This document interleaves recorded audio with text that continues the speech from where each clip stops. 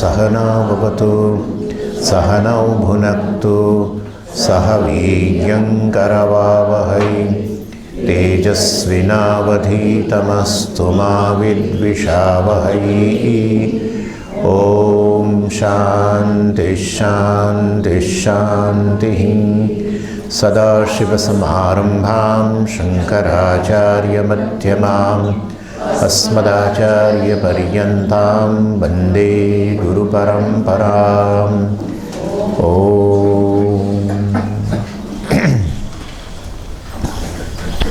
पाँचे पाँच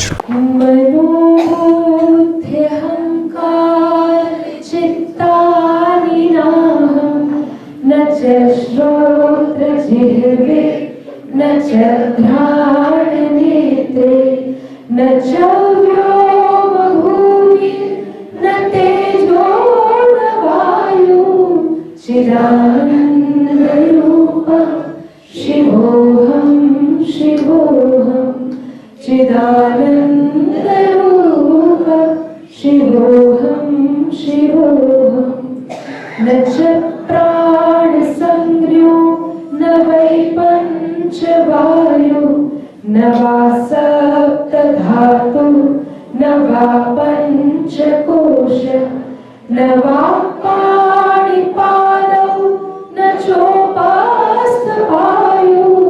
चिदानन्दरूपं शिवोऽहं शिवोऽहं चिदानन्दरूपं शिवोऽहं शिवोऽहं न मे द्वेषरागौ न मे लोभमोहौ मदो नैव मेनैव मात्सर्यभाव न धर्मो न चार्थो न कामो न मोक्षः चिदानन्दरूपं शिवोऽहं शिवोऽहं चिदानन्दरूपं शिवोऽहं शिवोऽहं न पुण्यं न पापं न सौख्यं न दुःखं न मन्त्रो न तीर्थं न वेदा न यज्ञः अहं भोजनं नैव भोज्यं न भोक्ता चिदानन्दरूपं शिवोऽहं शिवोऽहं चिदानन्दरूपं शिवोऽहं शिवोऽहं न मे मृत्युशङ्का न मे जातिभेदः पिता नैव मेनैव माता न जन्म न बन्धुर्न मित्रं गुरुनैव शिष्यः चिदानन्दरूपं शिवोऽहं शिवोऽहं चिदानन्दरूपं शिवोऽहं शिवोऽहं अहं निर्विकल्पो निराकाररूपो विभुर्व्याप्य सर्वत्र सर्वेन्द्रियाणां सदा मे समत्वं न मुक्तिर्न बन्धः चिदानन्दरूपं शिवोऽहं शिवोऽहं चिदानन्दरूपं शिवोऽहं शिवोऽहं चिदानन्दरूपं शिवोऽहं शिवोऽहं शिवोऽहं शिवोऽहं शिवोऽहं शिवोऽहं। આનાથી ઉત્તમ આ જીવનની અંદર ક્યાં અરે જગતમાં ક્યાંય મળે એમ નથી. આ તમને કહી દઉં છું, આ વસ્તુ ક્યાંય નહીં મળ્યા. અને આનાથી જે મળે છે એનાથી જીવનનું કોઈ પ્રયોજન સિદ્ધ થતું નથી, એ પણ નક્કી છે.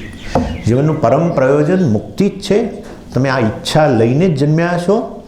આ ઈચ્છા એવી નથી કે તમે કાળક્રમે પ્રાપ્ત કરી હોય. તમે નેચરલી તમારી આ ડિઝાયર છે મુક્તિની, સ્વતંત્રતાની, અને એના માટે તમને આ તક આપી હોય ત્યારે આપણું જીવન અન્ય વસ્તુમાં, વિષયોમાં વેડફીએ. ચાલો, મનોબુદ્ધિ અહંકાર ચિત્તાની નાહમ. મન હું નથી અર્થાત મન હું નથી એ કહેવા કરતાં હું મન નથી એ કહેવું જોઈએ. અને જો ચિદાનંદ હોઉં તો પછી બધા મન હું છું. હું મન નથી એટલે કે હું એક વિશેષ મન, અહીંયા રહેલું મન હું નથી. એનો અર્થ કે હું બધા મન છું.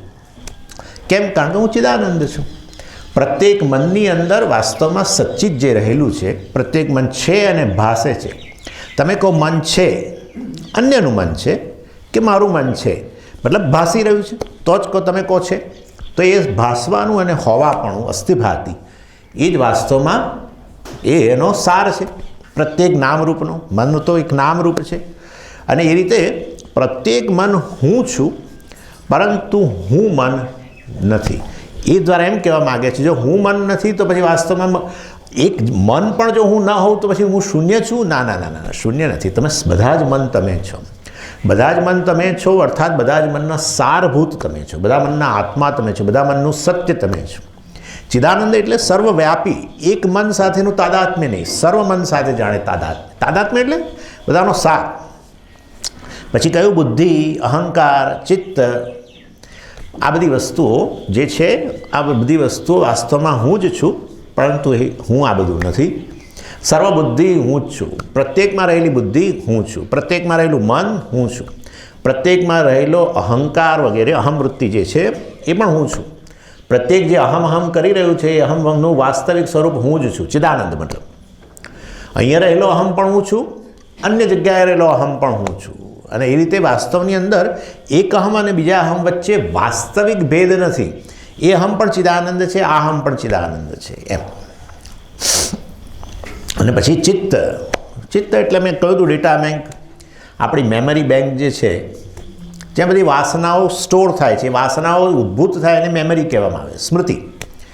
બધી ઇમ્પ્રેશન જે પડેલી હોય એમાંથી એના કારણે તો તમને ઓળખી શકું છું, જે તે વ્યક્તિને ઓળખી શકું છું, કારણ કે તમારે વાસના, તમારા સંસ્કાર મારામાં પડેલા છે, તમારો અનુભવ પહેલાં થયેલો છે, તમારું નામ વગેરે હું જાણું છું, આ બધી વસ્તુ પડેલી છે.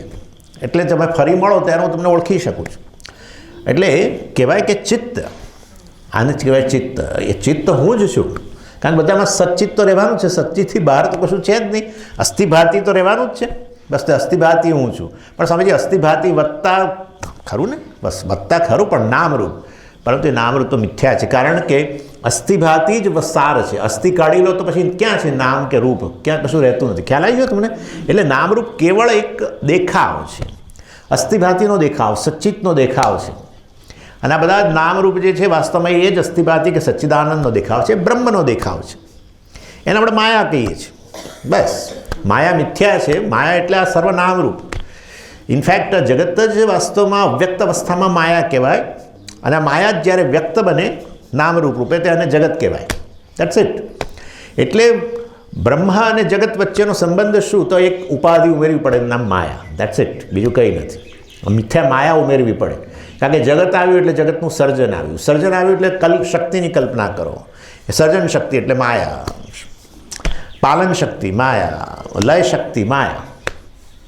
એટલે પેલું કહ્યું ને સતસૃષ્ટિ તાંડવ, એટલે પછી એ જ બ્રહ્મને રચયિતા કહી દીધો. રચયિતા, સતસૃષ્ટિ તાંડવ રચયિતા, એ લય કરતા બની ગયો. લય શક્તિની કલ્પના કરવામાં આવી, સચ્ચિદાનંદ. એક એનાથી અન્ય કશું નથી. તો પછી માયા જે પણ તમે કલ્પના કરો છો જગત માટે, જગતના સર્જન માટે, એ પણ કેવી છે? મિથ્યા છે. બસ શક્તિમાનથી ક્યારેય ભિન્ન હોઈ શકે જ નહીં. શક્તિ નામની સ્વતંત્ર વસ્તુ ન હોઈ શકે. શક્તિ નામની સ્વતંત્ર વસ્તુ હોય તો પછી હું મારી વાક શક્તિ તમને ક્લાસમાં મોકલી આપું ને હું રૂમમાં બેઠેલો રહું, મારી વાક શક્તિ મોકલી આપું. પણ શક્તિમાનથી એટલે એક ચેતન વ્યક્તિ હોય, એ ચેતન વ્યક્તિ શક્તિ સહિત, એનાથી અભિન્ન શક્તિ સહિત શક્તિમાન કહેવાય. હું અત્યારે શું કહેવાઉં? વક્તા કહેવાઉં. કેમ? હું એક ચેતન વ્યક્તિ, મારી વાક શક્તિ સહિત હું હવે શું બોલાવું? વક્તા. એવી જ રીતે પરમેશ્વર જે છે, બ્રહ્મ જ સચ્ચિદાનંદ કે ચિદાનંદ જે છે, એ જ માયા શક્તિ સહિત ઈશ્વર કહેવાય. પણ એ માયા શક્તિ કેવી છે? મિથ્યા છે. માટે ઈશ્વર પણ મિથ્યા. ઈશ્વર મિથ્યા એટલે ઈશ્વરનું સત્ય શું છે? સચ્ચિદાનંદ છે. સમજી ગયા? એ જ વસ્તુ છે. હું મૂળભૂત રીતે શું? ચેતન વ્યક્તિ. હું બોલું ત્યારે વક્તા. વક્તા મારી સત્ય વસ્તુ નથી. એવી રીતે ઈશ્વર જગતનો રચના કરનાર, પાલન કરનાર, એનો લય કરનાર, આ રીતે એ બધું કહીએ ખરા, પરંતુ એ તો આ માયા શક્તિ સહિત છે. વાસ્તવમાં ખરેખર તો એ કેવો છે, એ સચ્ચિદાનંદ છે. શક્તિ તો મિથ્યા છે અને શક્તિ જ વાસ્તવમાં અભિવ્યક્ત થાય છે, એને જ આ નામરૂપ કહેવાય. આ બધા નામરૂપ જ્યારે અવ્યક્ત અવસ્થામાં હોય તેને માયા કહેવાય. લય કાળે શું હોય, બધું અવ્યક્ત અવસ્થામાં. જ્યારે હું સૂઈ જાઉં ત્યારે બધા જ નામરૂપો અને મારું પણ એક નામરૂપ, બધી જ વસ્તુ કેવી લય પામી જાય છે. હું એક ચેતન તો હજુ હાજર જ છું. એટલે ચિદાનંદ છે એ તો વાસ્તવમાં સત્ય છે, એનો બાદ ન થઈ શકે. પરંતુ આ જે શક્તિ જે છે વાસ્તવની અંદર અહીંયા કારણ શરીર વગેરે કારણ શરીરમાં લય પામી જાય અને ત્યાં આ રીતે માયા. આમ તો એ માયા અને કારણ શરીર વચ્ચે બહુ ભેદ ન પાડી શકાય. એટલા માટે જ કારણ શરીર કે અવિદ્યાને ક્યારેક ક્યારેક માયા કહેવામાં આવે છે, ક્યારેક ક્યારેક માયાને અવિદ્યા પણ કહેવામાં આવે છે. બંને પ્રકારનો યુસેજ છે, કારણ કે અવ્યક્ત અવસ્થાની અંદર સમષ્ટિ અને વ્યષ્ટિ ઉપાધિ વચ્ચે ભેદ ન રહે. અવ્યક્ત અવસ્થામાં સમષ્ટિ વ્યષ્ટિનો ભેદ જ ન રહે. વ્યક્ત અવસ્થામાં વ્યષ્ટિ સમષ્ટિનો ભેદ આવે. તમે જાગો ત્યારે તમે એક વ્યક્તિ અને આ સમષ્ટિ, પણ તમે સૂઈ જાઓ ત્યારે વ્યષ્ટિ અને સમષ્ટિ એક થઈ ગયું. માટે એ અવ્યક્ત અવસ્થામાં વ્યષ્ટિ કારણ શરીર કે સમષ્ટિ માયા વાસ્તવમાં બંને જે છે એનો વચ્ચેનો ભેદ નથી રહેતો. માટે આચાર્યો ક્યારેક ક્યારેક અવિદ્યા માટે માયા શબ્દ વાપરે, માયા માટે અવિદ્યા શબ્દ વાપરે. એટલે આપણે ગભરાઈ નહીં જવાનું. એટલે વિવેક ચૂડામણીની અંદર શંકરાચાર્યજીએ કારણ શરીરની વાત કરવાની શરૂ કરી ત્યારે સીધો માયાની જ વાત કરી. અવ્યક્તા નામની પરમેશ શક્તિ વગેરે કરીને સીધું, અરે મહારાજ કારણ શરીરની વાત કરો, તમે તો પરમેશ્વરની માયા શક્તિની વાત કરો છો, કારણ પ્રપંચની વાત કરો છો. ના ના ના ના, એક જ. કેમ? અવ્યક્ત અવસ્થામાં ભેદ ન રહે, કોઈ વસ્તુ વચ્ચે ન ભેદ દેખાય. એનીવે, એટલે મનોબુદ્ધિ અહંકાર ચિત્તાની નાહમ નચ શ્રોત્ર જીહ્વે. એટલે નચ શ્રોત્ર જીહ્વે એટલે હું શ્રોત્રેન્દ્રિય હું છું, પણ હું શ્રોત્રેન્દ્રિય નથી. એનો અર્થ કે બધી શ્રોત્રેન્દ્રિયો હું છું. શ્રોત્રેન્દ્રિયો દ્વારા જે શ્રોતાઓ છે એ હું છું. અર્થાત હું સર્વ શ્રોતાઓના રૂપમાં રહેલો છું. હું મારી જાતને એક શ્રોતા કહું તો આ શ્રોત્રેન્દ્રિય સાથે તાદાત્મ્ય થઈ ગયું. શ્રોત્રેન્દ્રિય હું છું એમ કહીને પછી કહું કે હું જ વાસ્તવમાં સર્વ શ્રોત્રેન્દ્રિયો છું, સર્વ શ્રોતા છું, ત્યારે ચિદાનંદની દૃષ્ટિએ કહો છો. સમજો. હા, શ્રોત્રેન્દ્રિય હું છું, સરસ, બહુ સારું. શ્રોત્રેન્દ્રિય મારાથી અભિન્ન છે. કેવી રીતે મારાથી અભિન્ન છે? ચૈતન્યના વિષયો છે. અસ્થિભાતિ જે રીતે કહો, શ્રોત્રેન્દ્રિય છે, ભાષે છે. શેના કારણે? ચૈતન્યને કારણે. ચૈતન્યથી સ્વતંત્ર શ્રોત્રેન્દ્રિયનું અસ્તિત્વ સિદ્ધ થઈ શકતું નથી. માટે વાસ્તવમાં શ્રોત્રેન્દ્રિય હું જ છું કે શ્રોતા હું છું. ચાલો ત્રિપુટીની રીતે લઈ શકાય, તો ત્રિપુટીની રીતે લેવાય. શ્રોત્રેન્દ્રિય જે છે એ થયું પ્રમાણ. શ્રોતા હું અને શ્રોત્રેન્દ્રિય વિષય કોઈ ધ્વનિ, મ્યુઝિક વગેરે એ છે વિષય. એટલે આ રીતે ત્રિપુટી જે છે વાસ્તવમાં ચૈતન્યથી અભિન્ન છે. એટલે હું જ સર્વ શ્રોતાઓના રૂપમાં છું, હું જ સર્વ શ્રોત્રેન્દ્રિયોના રૂપમાં છું. એટલે તમે જ્યારે આવું બોલો ત્યારે તમારા મનમાં શું આવું છે?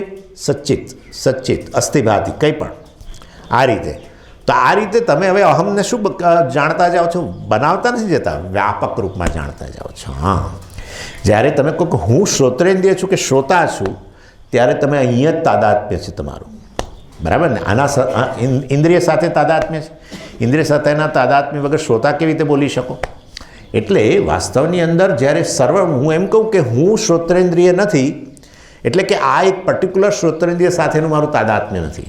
અર્થાત હું સર્વ શ્રોત્રેન્દ્રિયો છું. સર્વ શ્રોત્રેન્દ્રિયોમાં રહેલું હોવાપણું અને ભાસવાપણું હું ચૈતન્યને કારણે છે. સમજીએ. પણ ચૈતન્યને જોવું કેવી રીતે? હવે જો આ પ્રશ્ન ઊભો થાય તો મુશ્કેલી છે. કારણ કે જોવું, જે જોવાય છે એ વસ્તુ જડ છે, જોનારો ચેતન છે. તો હવે તમે ચૈતન્યને જોવા માટેનો પ્રયત્ન કરો તો પછી એના માટે બીજું ચૈતન્ય લઈ આવવું પડશે ને. હવે ક્યાંથી લઈ આવવું પાછું? એ પ્રશ્ન છે. એક ચૈતન્યથી અન્ય કશું. સમજાય છે? એટલે આ તો અહમ વિશેની ભૂલ સુધારી રહ્યા છીએ, આટલું જ છે. હું ઓલરેડી મારી જાતને જાણું છું, પણ શ્રોતાના રૂપમાં જાણું છું. ના ના ના, તમે શ્રોતા નથી. વાસ્તવની અંદર તમે સર્વ શ્રોતાઓમાં રહેલું હોવાપણું, ભાસવાપણું તમે છો. શ્રોતાઓનો સાર તમે છો, શ્રોત્રેન્દ્રિયનો સાર તમે છો, શબ્દનો સાર તમે છો. હા, શબ્દ છે, ભાષે છે. કેમ ભાષે છે? કારણ કે હું છું, ભાસું છું. હા, હુંનું સ્વયં સ્ફુરણ થઈ રહ્યું છે. બરાબર ને? અને હું ભાસું છું કારણ કે વાસ્તવની અંદર કશું ભાસતું નથી, બધું મારી પાછળ ભાસે છે. ચૈતન્ય વગર કશું ભાસે નહીં. માટે બધી જ વસ્તુઓ ભાસે છે મારે કારણે. આ રીતે વસ્તુને સમજવાનો, આ એક એક શ્લોક જે છે આ રીતે સમજવાનો. મન હું નથી, બુદ્ધિ હું નથી, આ નથી, તે નથી, તો છઠ્ઠા શ્લોકમાં પહોંચીએ ત્યાં સુધી હું શૂન્ય થઈ ગયો હોઉં, કારણ કે બધું કેટલું નથી, છેવટે એટલે શૂન્ય થઈ ગયો. એટલે બુદ્ધિસ્ટો કહે છે કે હું શૂન્ય છું. આ હું શૂન્ય છું જ્યારે એમને પૂછવામાં આવે, આપણે પૂજ્ય સ્વામીજીએ પૂછ્યું હતું કે ભાઈ આ હું શૂન્ય છું, તમે શૂન્યનો અર્થ શું કરો છો?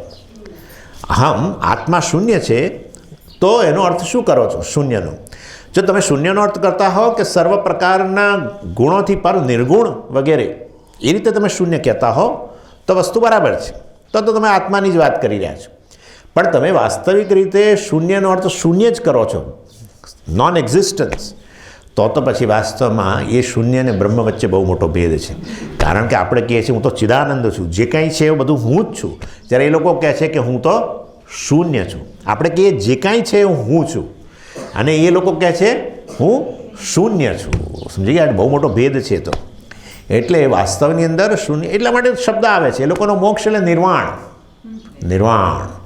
નિર્વાણ માટે એ લોકો ઉદાહરણ આપે કે જેવી રીતે પેલો દીપ પ્રગટતો હોય, પ્રત્યેક ક્ષણે દીપની જ્યોત નવી છે, પરંતુ સતત ચાલતી હોવાને કારણે વાસ્તવમાં એક સાતત્ય દેખાય. એવી રીતે આ ચૈતન્ય જે છે, કોન્શિયસનેસ, એ આવી છે, એ સતત પ્રત્યેક ક્ષણે નવી ઉત્પન્ન થાય છે. અને જ્યારે વ્યક્તિને મોક્ષ પ્રાપ્ત થવાનો ત્યારે એ વાસ્તવમાં શમી જાય છે. જેમ પેલો દીપકની જ્યોત પ્રત્યેક ક્ષણે નવી જ હોય છે, નવી જ્યોત, પરંતુ સાતત્ય દેખાય છે, અને પછી દીપક શું થઈ જાય છે? બુઝાઈ જાય છે. બસ એવી રીતે એક દિવસ આવું આ ફ્લિકરિંગ કોન્શિયસનેસ એનો અંત આવી જાય, શૂન્યતા થઈ જાય. બસ સર્વમ ક્ષણિકમ ક્ષણિકમ, સર્વમ શૂન્યમ શૂન્યમ. ક્ષણિકવાદીઓ બે 4-5 બ્રાન્ચ છે એ લોકોમાં, બૌદ્ધોમાં હીનયાન, મહાયાન, ફલાણા ઢીકણા, ક્ષણિકવાદી, શૂન્યવાદી, એ વિજ્ઞાનવાદી પણ કહે છે ક્ષણિકવાદીઓને. અને આ રીતે હું શૂન્ય છું. અલા પણ હું શૂન્ય છું, એ શૂન્ય બોલવા માટે હું છું જોઈએ ને પાછો. એ કેવી રીતે શૂન્ય છું એ સમજવું. અર્થાત અહમ તો એ કહેવા માટે કે સમજવા માટે હું તો રહેવો જ જોઈએ ને, તો પછી શૂન્ય કેવી રીતે બોલાય? એટલે આ પેલા અમદાવાદમાં એક ક્લાસ ચાલતા હતા, આપણે બુધવારના ક્લાસ પંચદશીના, અને એ વખતે એકવાર બહુ વરસાદ પડ્યો.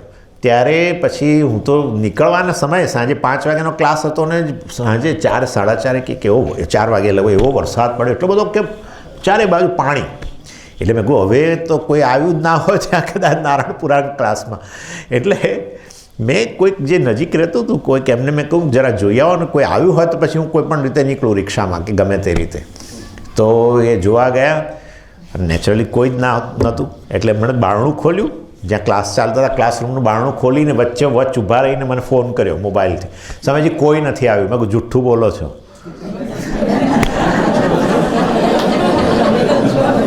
એ બિચારા ન સમજાય 1 મિનિટ માટે, પછી સમજી ગયા. તો વેદાંતી હતા ને, સમજી ગયા, ફટાક કરતાં સમજી ગયા. કોઈ જ નથી આવ્યું ન કહેવાય, મારા સિવાય શૂન્યતા છે, મારા સિવાય શૂન્યતા છે. એટલે હું શૂન્ય છું કહેવા માટે હું તો રહેવો જ જોઈએ. એ આત્મા છે, હું છું સચ્ચિત, એ જ આત્મા છે. માટે આત્માને શૂન્ય કહેવો એ ખોટી વસ્તુ છે. પરંતુ બહુ જ બુદ્ધિઝમનું બહુ જ જોર છે આજકાલ, પાછું જબરજસ્ત જોર છે. એનીવે, એટલે આ ચિદાનંદ રૂપ શિવોહમ શિવમ, સચ્ચિદાનંદ, સત તમારે ઉમેરી જ દેવાનું, કારણ કે ચિત્ત જ સત છે. ચૈતન્યથી અન્ય કોઈ વસ્તુનું અસ્તિત્વ જ નથી. ચૈતન્ય જ એક એવી વસ્તુ છે જે કાળને અંતર્ગત નથી. હમણાં જોઈએ છે, મૃત્યુની વાત આવશે એટલે. અને પછી કહ્યું શ્રોત્ર જીવ, હા, ન ચ વ્યોમ ભૂમિ ન તેજો ન વાયુ. આ મહાભૂતો હું જ છું, પરંતુ હું મહાભૂતો નથી. આ પૃથ્વી પર રહેલા મહાભૂતો કે અન્ય જગ્યાએ એટલે અહીંથી 1200 કરોડ વર્ષ દૂર, 1200 કરોડ વર્ષ, પ્રકાશનું કિરણ 1200 કરોડ વર્ષ સુધી ટ્રાવેલ કરીને જ્યાં પહોંચે એ સ્થાન છે. વૈજ્ઞાનિકોએ કહ્યું, શોધી કાઢી એ લોકોએ, ત્યાંથી નીકળેલું પ્રકાશનું કિરણ જ્યારે એનો એ વસ્તુ અસ્તિત્વમાં આવી, એ ગ્રહ, એ મતલબ તારો, જે પણ એ તારો અસ્તિત્વમાં આવ્યો ને ત્યાંથી જે પ્રકાશનું કિરણ નીકળ્યું, જેમ આપણા સૂર્ય છે એવું નીકળ્યું પ્રકાશનું કિરણ, એને અહીંયા આવતા કેટલા વર્ષ થયા? 1200 કરોડ વર્ષ. વિચારો તમે ક્યાં, અને હું તો ફૂલીને ફાળકો થઈને ફરું આમ અહીંયા. મારા જ સમાન આ જગતમાં કોઈ નથી. બધી જ વસ્તુ મને, મારા જીવનની બધી જ વસ્તુ એટલી બધી મહત્ત્વની લાગે કે ના પૂછો વાત. અને આ લીધે બહુ મોટો ભોગ આપવો પડે. નાની ઘટના જીવનમાં બની હોય તો એ 10 જણાને કહી આવીએ આપણે, મારે તો આવું બન્યું છે, આવું થયું છે, શું કરવું, કોણ જાણે કેમ ભગવાન મારી પાછળ ખાઈ ખપૂચી પડે. આ બ્રહ્માંડની ઘટનાઓ તમે જુઓ તો કલ્પના બહારનું છે. ઈશ્વરનું જે તાંડવ જે છે ને આને તાંડવ કહેવામાં આવે છે. ખરેખર અબજો માઇલની વસ્તુઓ, અબજો માઇલ વ્યાસ ધરાવતી વસ્તુઓ ક્ષણની અંદર કશાકમાં જતી રહે છે. કેવી કંઈ કલ્પના બહારનું છે આ બધી. પેલા બ્લેક હોલ જે છે, રાક્ષસો ન બોલવું જોઈએ મારે એને, પરંતુ પ્રકાશના કિરણોને શોષી લે એટલું બધું એનું ગુરુત્વાકર્ષણ, અને એની અંદર એની આસપાસ આવા મોટા ગ્રહો, મોટા, પૃથ્વીનો તો કોઈ હિસાબ જ નથી, એવા ગ્રહ ક્ષણની અંદર અંદર ગયો. આવું ચાલી રહ્યું છે કોન્સ્ટન્ટલી. તમે પૂછો આ બધા એસ્ટ્રોફિઝિક્સવાળાના બધા લોકોને પૂછો તમે, તો તમને કે કેવું ચાલી રહ્યું છે બ્રહ્માંડમાં. આપણે એમ કે આપણા જીવનમાં જે બને છે એનાથી બીજું કરુણ ઘટના જીવનની કોઈ નથી, અથવા તો સારી ઘટના બને તો આપણને તો એટલો હર્ષનો ઉછાળો હોય જાણે કે હું આ દુનિયાનો સૌથી નસીબદાર વ્યક્તિ છું. બ્રહ્માંડમાં જે આકાર લઈ રહ્યું છે વસ્તુઓ, સર્જન થવું એને કહેવાય હર્ષ, લય થવો, મૃત્યુ થવું એને કહેવાય શોક. એવી જો ઘટના આપણા જીવનમાં બને છે જેનાથી આ હર્ષ અને શોક ઉત્પન્ન થાય છે. બ્રહ્માંડને મનમાં લાવતાની સાથે જ આપણા અહંકારના સ્તરે બનતી વસ્તુઓ એકદમ સીમિત જણાય. તમે જ્યારે તળેટીમાં ઊભા હો ત્યારે તમારી સામે ઊભેલું વૃક્ષ જે છે, પીપળાનું કે એનું વૃક્ષ તમને બહુ મોટું દેખાય, પણ તમે જ્યારે તળેટીને બદલે પર્વત પર જઈને ઊભા રહો ત્યારે એ જ વૃક્ષ આટલું દેખાય. એના જેવી વસ્તુ છે. એક વૈજ્ઞાનિકે સરસ, ત્યાં પેલું અમેરિકામાં પેલી નાસાની લેબો હોય છે જ્યાંથી પેલા બધા અવકાશયાત્રીઓ જાય, તો એક અવકાશયાત્રીનો ઇન્ટરવ્યૂ હું જોતો હતો. એમાં એણે કહ્યું કે અમે જ્યારે આ પૃથ્વીથી ઉપર જઈ રહ્યા હતા અને અવકાશમાં ગયા ત્યારે અમે જોયું કે આ પૃથ્વી કેટલી સુંદર વસ્તુ છે. આ બીજી બધી વસ્તુઓ જોતા હોય ને, બીજા ગ્રહો વગેરે, આ તે બધું, એની સરખામણીમાં આ પૃથ્વી તો એટલી સુંદર લાગે છે. અને ત્યારે અમને એમ થયું કે આપણે બધા એક જ છીએ. આ દેશ અમેરિકા કે ચાઇના કે પેલું કે તે, આ જુદો, પેલું જુદું, પેલું જુદું, પેલું જુદું, કશું જતું રહ્યું. બધો ભેદ, બધું દ્વૈત જાણે જતું રહ્યું. આવું ચોખ્ખું કહ્યું એણે. બધા ભેદ જાણે ઓગળી ગયા. જ્યારે અમે ઉપર ઉઠ્યા ત્યારે બધો ભેદ ઓગળી ગયો. વળી પાછા જ્યારે અમે આવતા હતા ત્યારે પાછું જેમ નજીક આવતા ગયા એમ, હવે તો અમેરિકા દેશ આવ્યો, આ ચાઇના આવ્યું, આ પેલું આવ્યું, અને એમાં વધારે નજીક આવ્યો પછી એમાં બધા અનેક વ્યક્તિઓ દેખાયા. એમાં આ પુરુષ છે, આ સ્ત્રી છે, આ સારો છે, પેલું ખરાબ છે, બધું ઓગળી ગયું હતું. તમે ઊંચા ઉઠો તો તમારો આ બધો ભેદ જે છે, ભેદ બુદ્ધિ, દ્વૈત બુદ્ધિ ઓગળી જાય. જો તમે તમે અહંકારના સ્તરે આવી જાઓ તો ભેદ કે દ્વૈત બધું સત્ય જણાય, રાગદ્વેષ ઉત્પન્ન થાય. એટલો સુંદર ઇન્ટરવ્યૂ હતો એ અવકાશયાત્રીનો કે આપણને એમ થયું, એણે એમ કહ્યું કે આ પૃથ્વીને, આપણી પૃથ્વીને આપણે બચાવવી જોઈએ, એટલી સુંદર લાગે છે બહારથી, એવું એણે કહ્યું. લગભગ લાખ માઇલ ઉપર જાઓ, લાખ કિલોમીટર લગભગ, ત્યારે તમને આવું દેખાય. એનીવે, એવી જ રીતે વાસ્તવમાં આ બધું આ શાના માટે છે? પહેલાં 3 જે લીટીમાં કહેવાયું કે ભાઈ એક તમે તમારી જાતને એક અહંકાર, એક જીવ, એક મર્યાદિત માનશો. તમે વાસ્તવની અંદર કેવા છો?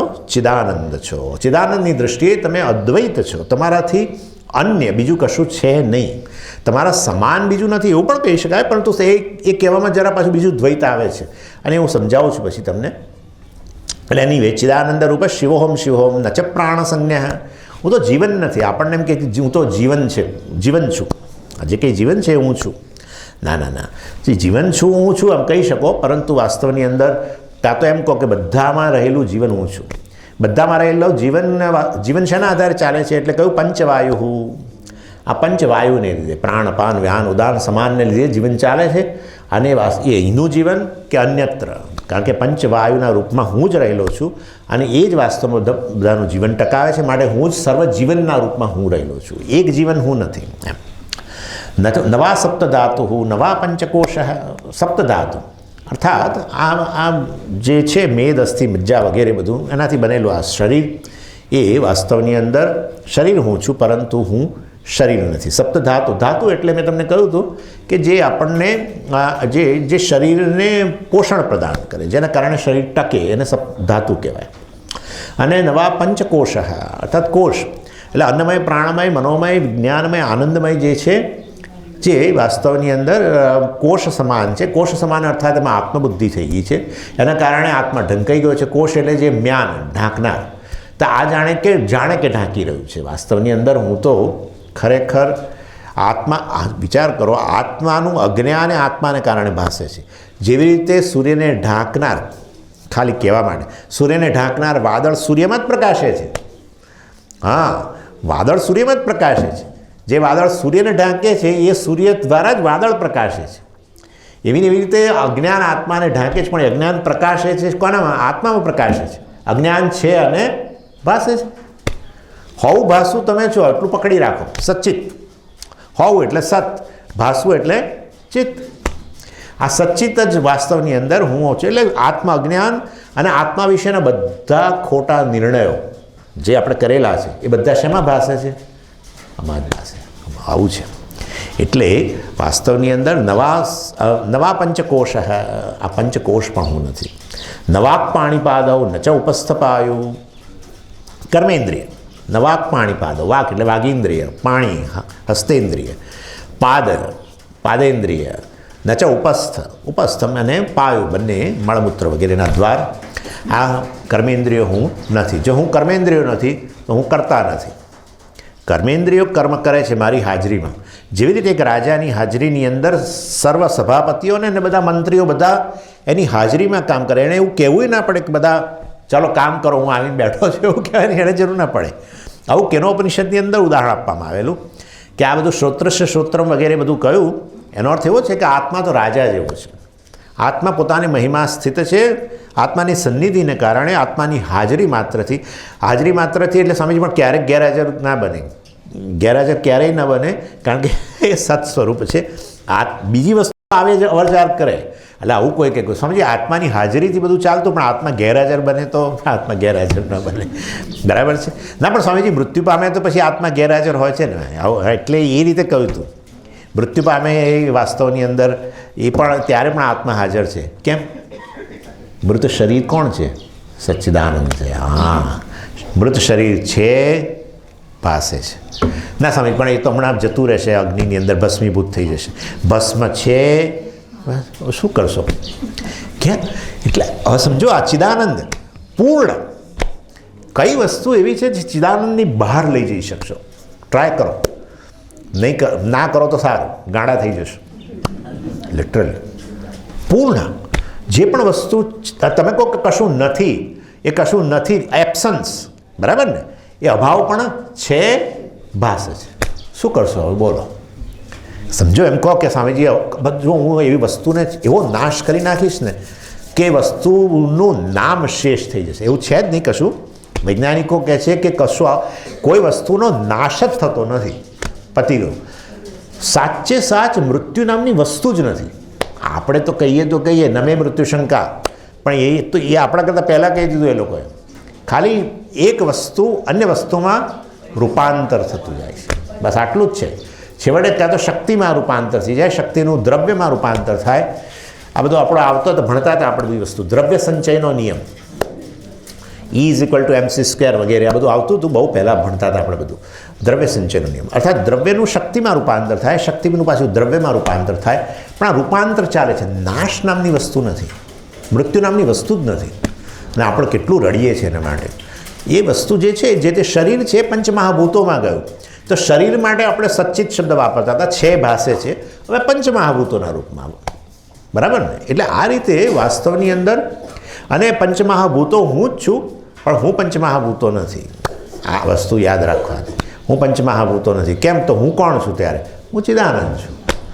હું તો પંચમહાભૂતોમાં પણ રહેલો છું સચ્ચિત રૂપે, અને હું તો બધી ઇન્દ્રિયોમાં પણ રહેલો છું સચ્ચિત રૂપે, અને હું તો જળ વસ્તુમાં રહેલો છું સચ્ચિત રૂપે, અને ચેતન વસ્તુમાં રહેલો છું સચ્ચિત રૂપે. ચિદાભાસ રૂપે પણ હું જ છું, અને ચિદાભાસ જે અભિવ્યક્ત થાય છે એ પણ હું છું. અર્થાત હું તો ગુરુ પર છું અને ફલાણા પર જ છું, ને 1200 કરોડ હમણાં મેં કહ્યું જ્યાં છે. આ તમારી અહમ વિશેની વ્યાપકતા તમે સમજો છો. જોવાનો વિષય નથી. અહમને જે મર્યાદિત માનતા હતા એમાંથી છૂટી રહ્યા છે, ભૂલમાંથી. તમને ખ્યાલ આવ્યો? એટલે મેં તમને કહ્યું હતું કે આ 3 જે લીટી જે છે એમાં આપણે ઓલરેડી ભૂલ કરીને બેઠેલા છીએ. આત્માનું અજ્ઞાન નામની કોઈ વસ્તુ જ નથી. આત્માનું અજ્ઞાન સંભવ જ નથી. કેમ સંભવિત નથી? જે સ્વયં પ્રકાશ હોય એનું કેવી રીતે અજ્ઞાન હોય? ઇનફેક્ટ હું મારી જાતને જાણતો નથી એ વસ્તુ પણ શેમાં ભાસી રહી છે? આત્મામાં ભાસી રહી છે. આવી વસ્તુ છે. એટલે ઈશ્વર, મેં હમણાં તમને કહ્યું હતું, ઉદાહરણ આપ્યું હતું કે જે વ્યક્તિ નાસ્તિક છે એમ કે ઈશ્વર નામની વસ્તુ જ નથી, ખરેખર એનું શરીર, મન, બુદ્ધિમાં શું વ્યાપીને બેઠો છે? ઈશ્વર વ્યાપીને બેઠો છે. મેં વાત કરી હતી તમને સ્વપ્ન શરીરની વાત કરી ત્યારે. એટલે ઇન શોર્ટ, જે કાંઈ છે ઈશ્વર છે એ વસ્તુ હોય કે જે કાંઈ છે આત્મા છે તમે કહેતા હો, એવા સંજોગોની અંદર ખરેખર વાસ્તવમાં જે કાંઈ છે એ બધી વસ્તુઓ મિથ્યા છે અને એ બધાનો સાર રૂપે રહેલી વસ્તુ ચિદાનંદ છે. સત્ય વસ્તુ એ છે. જગત મિથ્યા છે, બ્રહ્મ કે આત્મા સત્ય છે. આ રીતે એટલે નવાક પાણી પાદવ ન ચૌપસ્થ પાયુ વગેરે વગેરે ચિદાનંદ રૂપ શિવોહમ શિવોહમ નમે દ્વેષ રાગો નમે લોભ મોહ મદો નૈવ મે નૈવ માત્સર્ય ભાવ ન ધર્મો ન ચાર્થો ન કામો ન મોક્ષ ચિદાનંદ રૂપ શિવોહમ શિવોહમ. એટલે દ્વેષ, રાગ, લોભ, મોહ કેવો સંસારની નિવૃત્તિ થઈ જાય. કોઈ આપણને ક્યાંક તારામાં બહુ દ્વેષ છે તો આપણે ગણકારીએ નહીં કે બિલકુલ આપણે ઇનસેન્સિટિવ, પરંતુ ખરેખર મારામાં નથી જ. એટલે રાગ, દ્વેષ, લોભ, મોહ, મેં કહ્યું 6 પેક, કામ, ક્રોધ, બધું આ બધી જ વસ્તુઓ મારામાં નથી. અને જ્યાં છે ત્યાં પણ વાસ્તવની અંદર અંતઃકરણમાં છે તો વાંધો નથી, તો હું કહેવા તૈયાર છું. કારણ કે હું કહીશ કે અંતઃકરણ હું છું, માટે હું કહીશ કે દ્વેષ પણ હું છું. ના, દ્વેષ તમે કહો કે દ્વેષ એટલે દ્વેષનું હવાપણું અને દ્વેષનું ભાસવાપણું થઈ ગયું ને. દ્વેષ, આ ઘણીવાર લોકો છે શબ્દ ના બોલે. હા, દ્વેષ, બારી, બારણું એટલે શું? એટલે પેલા ભાઈ, એટલે મતલબ પેલા ભાઈ આવ્યા કેમ શું? એટલે ઘણીવાર આપણે છે વગેરે બોલીએ નહીં, પણ સમજી જવાનું હોય છે. હા, એટલે તમે જ્યારે કોઈ વસ્તુનું નામ બોલો એની સાથે જ એનું હવાપણું, ભાષાપણું આવી ગયું. એટલે એ વાસ્તવની અંદર એ રીતે રાગ, દ્વેષ, લોભ, મોહ, મદ, માત્સર્ય બધું હું જ છું. એટલે બધામાં રહેલો દ્વેષ હું છું. હા, અથવા બધી જગ્યાએ રહેલો હું આ બધા લોકોના હૃદયમાં રહેલા દ્વેષ રૂપે છું. હું જ બધા લોકોના હૃદયમાં રહેલા રાગ રૂપે છું. હાય હાય સ્વામીજી, તો હું તો મહાસંસારી થઈ ગયો. ચિદાનંદ છું. That's it. બધા લોકોના હૃદયમાં રહેલા દ્વેષ રૂપે છું, માટે વાસ્તવમાં એ પ્રત્યેક દ્વેષના સારભૂત અસ્થિભાતી સચ્ચિત રૂપે હું છું, એમ કહેવાનો આશય છે. અથવા નામરૂપ સહિતની વાત કરો તો નામરૂપનું અસ્તિત્વ અસ્થિભાતીને કારણે છે. એ રીતે દ્વેષ હું છું. દ્વેષ હું છું અર્થાત દ્વેષ મારાથી અભિન્ન છે. અર્થાત દ્વેષ મારે કારણે ભાસે છે. અહીંયા રહેલો દ્વેષ મારે કારણે ભાસે છે અને એનું અસ્તિત્વ છે. દ્વેષનું અસ્તિત્વ હું છું. દ્વેષ ભાસે છે મારે કારણે. સમજી ગયા? એટલે દ્વેષનું અસ્તિત્વ એટલે દ્વેષ છે, એ છે પણ કોનું છે? આત્માનું છે. તમે જ્યારે કહો તરંગ છે ત્યારે એનું છે પણ કોનું છે? જળનું છે. એના રીતે એટલે વાસ્તવમાં જળ તરંગના રૂપમાં ભાસે છે ને. અને એવી રીતે વાસ્તવની અંદર જળ પછી એક તરંગ નહીં, બધા જ તરંગોના રૂપમાં ભાસે છે. બધા દ્વેષરૂપી તરંગો પ્રત્યેકના હૃદયની અંદર, પ્રત્યેકના અંતઃકરણમાં દ્વેષરૂપી જે તરંગ ઉત્પન્ન થાય છે એ વાસ્તવમાં એનું જળ, એનું અસ્થિભાતી કોણ છું? હું જ છું. એટલે હું તો વ્યાપક છું. એ રીતે લોભ, મોહ, મદ, માત્સર્ય, માત્સર્ય એટલે ઈર્ષા વગેરે પણ ન ધર્મો ન ચાર્થો ન કામો ન મોક્ષ. ધર્મ પુરુષાર્થમાં અહીંયા આવે છે ને, આ હું ધર્મ નથી એવું નહીં. ધર્મ પુરુષાર્થ મારા માટે છે નહીં. હા, કારણ કે હું ધર્મથી પર છું. એટલે ધર્મ અને અધર્મ વાસ્તવમાં એ તો કર્તા માટે હોય. ધર્મ અધર્મ કોને માટે હોય? કર્તા. ધર્મનું પાલન કરનારો હોવો જોઈએ, તો ધર્મની વાત આવે. અધર્મ એ પણ કર્તા માટે, કે ભાઈ આ વ્યક્તિ માટે આ કર્મ અધર્મ છે. પણ એ કર્મ કરનારો જે છે એ તો કરતા હોય તો. મારા માટે ધર્મ કે અધર્મ કશું છે જ નહીં. ધર્મ અધર્મથી પર છું. ન ચ અર્થ પણ હું નથી, અથવા અર્થ હું છું, હું અર્થ નથી. સલામતીના બધા વિષયો જે છે એ હું નથી. ન કામ, વાસ્તવની અંદર હું કામ નથી. અર્થાત આ બધા કહેવાતા સુખના સાધનો પણ હું નથી. સુખના સાધનો હું છું, હું સુખના સાધનો નથી વગેરે વગેરે. ન મોક્ષ માટે, અને મારે કોઈ મોક્ષ નથી. અર્થાત મોક્ષ મારા માટે હવે કોઈ છે, મોક્ષ નામની વસ્તુ મારા માટે છે નહીં, એવું સ્પષ્ટ કહી દે છે. કેમ નથી? મોક્ષ નામ કેમ? મોક્ષ તમારો પુરુષાર્થ નથી. હા, નમે મોક્ષ, મારે માટે મોક્ષ નથી હવે. કેમ? ચિદાનંદ રૂપ શિવોહમ શિવોહમ. કારણ કે હું તો મુક્ત જ છું. મેં જાણી લીધું. બધામાં વ્યાપેલો છું, દેશ કાળ સહિત બધી જ વસ્તુમાં હું વ્યાપી ગયેલો છું. માટે મને કોઈ મર્યાદિત કરે એવી વસ્તુ જ નથી. અને માટે એ રીતે વાસ્તવની અંદર મોક્ષ વગેરે મારા માટે નથી, કારણ કે હું ઓલરેડી મુક્ત છું. માટે જેવી રીતે એક વ્યક્તિએ ભગવાનને આવું પેલું હિન્દી મૂવીઝમાં બતાવતા હોય કે પેલો ભક્ત ભગવાનને બહુ પ્રાર્થના કરતો હતો, ભગવાન પ્રસન્ન થયા અને જટાઓ વાળા, એ આપણો કોઈ હીરો જ હોય પણ આમ શિવજીના રૂપમાં આવે અને પછી પેલા ભક્ત નમન કરે અને પૂછે, બોલ બેટે ક્યાં ચાહીએ? એટલે બેટો કે પેલો કે મને ધડ પર એક મસ્તક આપો. એટલે ભગવાન વિચારમાં પડે કે આ શું માગ્યું? ભગવાન વિચાર સર્વજ્ઞાન વળી વિચાર શાનો કરવાનો? આપણને તકલીફ હોય કે સમજણ ના પડે આ બધું, ભગવાનને આવું થાય એટલે બહુ કહેવાય નહીં. પછી ભગવાન શું કે ખબર છે? Bag your pardon. હું તારી માફી ચાહું છું. એટલે આપણે મોટા કે ભગવાન મોટા હોય? તમે વિચારી લો, જેણે ધડ પર મસ્તક માગ્યું એને ભગવાન કે હું તારી માફી ચાહું છું. એટલે આ વ્યક્તિ ખરેખર ભગવાન કરતાં મહાન થઈ ગયો કે ભગવાને એની માફી માગવી પડી. અને પાછો આવું આટલું કહે તોય પાછો આ એને ભગવાનને ધમકાવે. હું એ તમને ક્યારનો પૂછી રહ્યો તો એ ખબર નથી પડતી મેં તમારી પાસે શું માગ્યું. હા તે માગ્યું પણ સોરી હું તને આપી શકું એમ નથી. એટલે પેલો જે ભક્ત હતો, ભક્તો ખખડાવતા હોય છે ભગવાનને બાય ધ વે, હા, જે ખખડાઈ શકે ભગવાનની એ જ ભક્ત કહેવાય. હા, ગુરુઓને ખખડાવનાર લોકો હોય છે ને, જે ગુરુઓને ખખડાવે એ સાચા શિષ્યો હોય. ગુરુ સાંભળે બહુ જ એકદમ મીંદડી બનીને સાંભળે. ભગવાન બિચારો મીંદડી, ભક્તો આગળ મીંદડી. ભાગવત વાંચો ખબર પડે, ભક્તો જે નચાવે ભગવાનને, હા. એના કારણે તો ઈશ્વરને અવતાર લેવો પડે. ઈશ્વરનો અવતાર બીજું કશું નથી. ભગવાને જે સ્તર છે પોતાનું ચિદાનંદ, ત્યાંથી નિમ્ન સ્તરે આવવું પડે. શરીર ધારણ કરવું, શરીરધારી બનવું, નિમ્ન સ્તર. કોના માટે? ભક્તો માટે. પરિત્રાણાય સાધુના વિનાશાય છે દુષ્કૃતા ધર્મ સંસ્થાપનાર્થાય.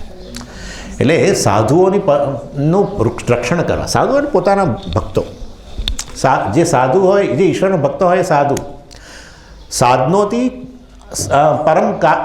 પરમ કાર્યમ સાધનોથી ઇતિ સાધુ. અન્યના કાર્ય જે છે એને સાધનોથી, અન્યના કાર્ય નિષ્પન્ન થાય એના માટે મદદરૂપ થાય, એનું નામ સાધુ. અને અન્યના કાર્યમાં આ રીતે નિષ્પન્ન, એ લોકો મતલબ એમનું કાર્ય પૂર્ણ થાય એના માટે પ્રયત્ન, એના માટે મદદરૂપ થાય. તેમાં ભક્ત ક્યાં આવ્યો સ્વામીજી? ના, દ્રષ્ટિ છે, અન્ય ઈશ્વરનું રૂપ છે. કર્મયોગ, અન્ય ઈશ્વર આપણા બુદ્ધિ. કોઈનું પણ કાર્ય કરે એને કહે નહીં, આવું બોલવાનું નહીં કોઈ દિવસ. સ્વામીજી હું તો તમારામાં ઈશ્વર જોઉં છું ને એ રીતે કામ કરું છું. કોઈને આવું બોલવાનું જ નહીં. અહીંયા ખાલી અહીંયા, નહીં તો પછી લોકો ફાયદો ઉઠાવે કોઈ. હું તો તમારામાં ઈશ્વર જોઉં છું ને માટે એ રીતે તમારી સેવા કરું છું. ભૂલમાંય નહીં બોલવાનું. આપણી બુદ્ધિમાં કે આ જે કાંઈ છે સર્વનામરૂપે પેલો અરૂપધારી, હા, મૂળ ઈશ્વર છે, અરૂપ છે. એ ઈશ્વર, અરૂપ ઈશ્વર વાસ્તવમાં તમારી સાથે સંબંધિત થવા માટે એક રૂપ લે. એક રૂપના રૂપમાં તમે એની સાથે સંબંધિત થાઓ, અથવા તો વિશ્વરૂપ. 11મા અધ્યાયમાં કહ્યું. 11મા અધ્યાયમાં વિશ્વરૂપ બતાવ્યું એટલા માટે કે ભાઈ એક રૂપમાં ના માની લઈશ તું મને. જે કંઈ રૂપો છે બધા મારા જ રૂપ છે. હું વાસ્તવમાં સ્વરૂપથી કેવો છું? ચિદાનંદ. અરૂપ છું, ફોર્મલેસ. તો જ તમે પૂર્ણ બની શકો. જેનું રૂપ હોય તો કેવો હોય? મર્યાદિત હોય. જ્યારે અવકાશ સહિત બધી જ વસ્તુ મારામાં હોય ત્યારે મારું કયું રૂપ? કશું નહીં. જે પણ રૂપ હોય એ અવકાશમાં હોય. પરંતુ એક રૂપમાં પહેલાં ભજે ઈશ્વર. આ પહેલા સ્તરની ભક્તિ. એક રૂપમાં મને તો શિવજી જ ગમે સ્વામીજી. હા, શિવજીના. વિષ્ણુ જ ગમે, મને તો દેવી ગમે, હનુમાનજી ગમે, ગણપતિ ગમે. એટલે શંકરાચાર્યજી એટલે પછી પંચાયતન પૂજા આપી. પંચાયતન પૂજામાં તમારા ઈષ્ટદેવને વચ્ચે મૂકી દો, બાકીના ચારને બાજુએ રાખો. એટલે બાજુએ રાખો એટલે હા, બાજુ એટલે આમ નહીં, ગોળ ફરતા મૂકો. તમારા ઈષ્ટદેવને વચ્ચે મૂકો. વૈષ્ણવો વિષ્ણુને વચ્ચે મૂકે. અને ગણપતિ સરસ્વતી આ તે શિવજી એમને આજ ફરતા, અને તમે શિવજીના ભક્ત તો એને વચ્ચે મૂકો. પંચાયતન પૂજા. આયતન, આયતન એટલે આલંબન. કેમ આલંબન? એના થકી જ પેલા કોન્ટેક્ટ થાય છે ને. અમેરિકા રહેલી વ્યક્તિનો કોન્ટેક્ટ શેના થકી થાય છે? પેલા આલંબનથી. એને આલંબન કહેવાય. કોન્ટેક્ટ કરો છો એ વ્યક્તિ તો ક્યાંય છે, પણ આ આલંબન. એવી રીતે લિંગ છે કે મૂર્તિ છે, આલંબન છે. એ જ ઈશ્વર છે એવું નહીં, એ એક આલંબન છે. એના થકી જ્યાં ઈશ્વર સાથે આપણે સંબંધિત થઈએ છીએ, જે વાસ્તવમાં વિશ્વરૂપમાં છે અથવા છેવટે અરૂપમાં છે. એટલે પ્રથમ સ્તરની ભક્તિમાં એક રૂપ ભક્તિ, એ થોડો પછી એનો વિકાસ થાય એટલે વિશ્વરૂપ ભક્તિ, વિરાટ. એટલે શરૂમાં 7મા અધ્યાયમાં ભગવાને અમુક જ રૂપ બતાવ્યું, એને વિભૂતિ કહેવાય. અમુક જ રૂપ, આમાં હું છું, આમાં હું છું, આમાં હું છું એમ. પછી ભગવાને 10મા અધ્યાયમાં વિભૂતિ યોગ વર્ણન શરૂ કર્યું, લિસ્ટ આપવાનું શરૂ કર્યું. આ રૂપમાં હું છું, આ રૂપમાં. પછી થાકી ગયા, રીતસર થાકી ગયા. છેલ્લે કહ્યું ભગવાને 10મા અધ્યાયમાં કે ભાઈ હું તો કેટલું વર્ણન કરીશ, કારણ કે આ તો કંઈ એનો માપ જ નથી. પૃથ્વી પરની વસ્તુઓનું જો તમે જોવા જાઓ તોય માપ નીકળે એમ નથી, તો આ તો પછી પેલા આ બ્રહ્માંડની અંદર તો કેટલું છે બધું, તો ક્યાં કેટલું વર્ણન કરીશ. માટે ભગવાને પછી છોડી દીધું. એકાંશેન સ્થિતો જગત. ભગવાને કહ્યું યદ્યદ વિભૂતિ મત્સત્વમ તત્ત તેજોંશ સંભવમ. આ મારા તેજમાંથી જ બધું આવેલું છે, હું જ આ રૂપમાં છું. અને પછી 11મા અધ્યાયમાં ભગવાને કહી દીધું, જોઈ લે આ સમગ્ર વિશ્વ હું જ છું. માટે આ વ્યક્તિ જે છે ને એ રૂમની એ પૂજા રૂમની અંદર ઈશ્વર સાથે સંબંધિત થાય એક રૂપમાં, પછી રૂમની બહાર નીકળે એટલે એ જ ઈશ્વર સાથે સંબંધિત થાય વિશ્વરૂપમાં. એને કહેવાય કર્મયોગ. આ પણ કર્મ. લોકો કહે છે કર્મયોગ અને ભક્તિયોગ જુદા છે, કોઈ જુદું નથી. હા, ભક્તિ એટલે શું? જ્યાં આપણે ઈશ્વર માટે જ્યાં આદર હોય, શ્રદ્ધા હોય અને પ્રેમ હોય ને એના કારણે આપણા પ્રેમની જે અભિવ્યક્તિ છે એ 3 સ્તરે થાય. કર્મના રૂપમાં, શારીરિક સ્તરે; વાણીના રૂપમાં, સ્તોત્ર વગેરે પાઠ દ્વારા; શારીરિક સ્તરે પૂજાના રૂપ, સ્તોત્ર વગેરે પાઠ કરતા હોઈએ વાણીના રૂપમાં, અને ધ્યાન વગેરે કરીએ, જપ વગેરે કરીએ એ માનસ કરવું. એટલે એને આપણે ભક્તિ કહેતા હોઈએ છીએ. જપ કરીએ તો ભક્તિ, સ્તોત્ર પાઠ કરીએ ભક્તિ, પૂજા કરીએ ભક્તિ. પછી એ તો પણ એકરૂપ સાથે, પણ ખરેખર કોણ છે? વિશ્વરૂપ. ભલે મિથ્યા, હમણાં એ બધું મિથ્યા નહીં બોલવાનું, મિથ્યા જ પછી સમજી જવાય. હા, પહેલાં લોકો બાયપાસ, ઈશ્વરને બાયપાસ કરીને બધું સમજવા જાય છે. ના થાય, ન થાય. ઈશ્વરને વચ્ચે લઈ આવીએ ને તો થોડીક આપણી ઇમોશનલ સ્ટેબિલિટી આવે. એ થેરાપિસ્ટ છે મોટો. એટલે વાસ્તવમાં આપણે બધી ઘણી મુશ્કેલીઓ છે અને માટે આપણે ઈશ્વર સાથે સંબંધિત થઈને બધામાંથી ઉકેલ લાવીએ એની કૃપા દ્વારા. અને પછી અધિકારી બનીએ ત્યારે હું ને ઈશ્વર એક થઈ ગયા. એ ભક્તિ. આર્તો અર્થાર્થી જિજ્ઞાસુ જ્ઞાની ચતુર્વિધા ભજન્તે મામ જના સુકૃતિ નો અર્જુન. આર્તો અર્થાર્થી જિજ્ઞાસુ જ્ઞાની ચ ભરતર્ષભ. 4 પ્રકારના ભક્તો મને ભજી રહ્યા છે. આર્ત, જે પીડામાં છે, કંઈક મુશ્કેલી છે અને મારો શરણ લે છે. આર્ત. અર્થી કહ્યું અર્થાર્થી, કોઈ મુશ્કેલી નથી પણ કંઈક જોઈએ છે. નાળિયેર ચડાવીશ, જો આ નોકરી મળી જશે, ઇન્ટરવ્યૂમાં પાસ થઈ જઈશ તો નાળિયેર ચડાવીશું. ખરો પેલો માનીએ જાય છે. એક નાળિયેર 50 રૂપિયામાં નાળિયેરમાં કેવડો મોટો સોદો કરી નાખે છે વિચાર. અને લોકો સંકલ્પ કરે, હો સંકલ્પમાં 15 મિનિટ ચાલે. હા, એટલું માગે, એટલું માગે, એટલું માગે કે પેલો પ્રિસ્ટ જે સંકલ્પ કરી રહ્યો હોય એ થાકી જાય.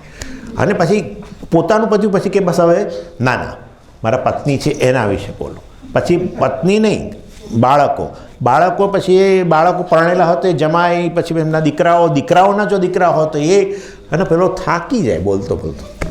ભગવાનને થાય કે કરે છે એક નાની પૂજા, એમાં ધરાવશે સાકરિયા, થોડું પાણી રેડશે મારા પર અને માગી લેશે બધું. આપણી વણિક બુદ્ધિ તો ખરેખર. ભગવાન કહે છે કંઈ વાંધો નહીં, અર્થાર્થી મારો ભક્ત છે. ભગવાન માટે કશું આપવું એના માટે મહત્વની વસ્તુ અહંકારની શરણાગતિ છે. આટલું જ છે. કારણ કે જાણે છે કે જો આ રીતે શરણે આવશે મારો તો એક દિવસ ખરેખર વાસ્તવિક રીતે મારામાં સમય જ જશે. હા, અહંકાર મિથ્યા છે, હું જેના રૂપમાં રહેલો છે સમજી જશે, એનું કલ્યાણ થઈ જશે. એટલે વાસ્તવની અંદર ખરેખર આ આશય છે ભક્તિની બધી પરાકાષ્ઠાઓ. એટલે એક રૂપમાં ભક્તિ, વિશ્વરૂપમાં ભક્તિ. જ્યારે વિશ્વરૂપમાં ભક્તિ કરો એટલે જગતમાં જે કંઈ માટે તમારી બુદ્ધિમાં આ છે ઈશ્વરાર્પણ બુદ્ધિ, અર્થાત જે કંઈ રૂપ છે ઈશ્વરના છે એમ માનીને જે કંઈ સાયલન્ટલી કરો એના માટે સાયલન્ટલી, એ તમારી ભક્તિ થઈ ગઈ. પેલી રૂમની અંદર પૂજા રૂમમાં ભક્તિ હતી એક રૂપમાં, વિશ્વરૂપમાં થાય છે હવે ભક્તિ વાસ્તવમાં એની સેવા થઈ રહી છે, એ છે કહેવાય કર્મયોગ. તો બતાવો કર્મયોગ ને ભક્તિયોગમાં ભેદ ક્યાં છે? તો સ્વામીજી પણ ઊભા રહો. કેમ ઊભા રહો? બેસવાનું નહીં? ના, એટલે કે ત્રીજા અધ્યાયમાં કર્મયોગ અને 12મો અધ્યાય ભક્તિયોગ. જો એ ભક્તિયોગ ને કર્મયોગ એક જ હોત તો આવો બે અધ્યાયના જુદા જુદા નામ ના હોત. હા, તો સાચી છે ભાઈ તમારી. પરંતુ ઈશ્વરની ઉપાસના સંદર્ભમાં ભગવાને ત્રીજા અધ્યાયમાં બહુ ન કહ્યું કશું. આ કહ્યું બરાબર છે. શારીરિક સ્તરે તમે સેવા વગેરે કરો તે ભગવાને કહ્યું, બહુ સુંદર બતાવ્યું, બધું ચક્ર બતાવ્યું, ના ને તે ને, કે જો આ બધું કેવું એકબીજાને સેવા કરતું કરતું જાય છે. હા, યજ્ઞાત ભવતી પર્જન્ય, પર્જન્યાદ અન્ન સંભવ, અન્નાદ ભવંતી ભૂતાની વગેરે વગેરે વગેરે. અન્નમાંથી ભૂત આવ્યા ને એ અન્ન ક્યાંથી આવ્યું તો કે પર્જન્યમાંથી આવ્યું, પર્જન્ય ક્યાંથી આવ્યું તો કે આ યજ્ઞ કર્મ કર્યું એટલે આવ્યું, અને આ યજ્ઞ કર્મ કોણે કર્યું? આ વ્યક્તિએ કર્યું વગેરે વગેરે. એટલે આ રીતે પ્રત્યેક સ્તરે ખરેખર આહુતિ અપાઈ રહી છે, સેવા થઈ રહી છે, આવું ભગવાને બતાવ્યું. અને એટલે એ ત્યાં વાસ્તવમાં શારીરિક સ્તરની સેવાની ભગવાને કર્મયોગની વાત કરી, પરંતુ ઉપાસનાની વાત ત્યાં જરાય નથી. એ પણ માનસ કર્મ મેં તમને કહ્યું, એમાં ઈશ્વરને સમર્પિત થાય છે આપણું મન ધ્યાનની અંદર. તો એ માનસ સ્તરનું જે સેવા જે છે ધ્યાન, એની વાત ભગવાને 7મા અધ્યાયથી શરૂ કરી. પહેલાં પોતાને કહ્યું કે હું જે ઈશ્વર છું જેના વાસ્તવની અંદર જ્ઞાનમ વિજ્ઞાન સહિતમ યજ્ઞાત્વા મોક્ષસે અશુભાત. જ્ઞાનમ વિજ્ઞાન સહિતમ, મારું જ્ઞાન અર્થાત હું આ જગતના રૂપમાં રહેલો છું તે, વિજ્ઞાન અર્થાત હું વાસ્તવમાં એનું અધિષ્ઠાન ચિદાનંદ છું તે, એ જ્ઞાન વિજ્ઞાનમ સહિતમ બધું હું હવે તને કહીશ. એટલે કે હું આ જગતના રૂપમાં રહ્યો છે, બસ એની પ્રતિજ્ઞા 7મા અધ્યાયમાં થઈ.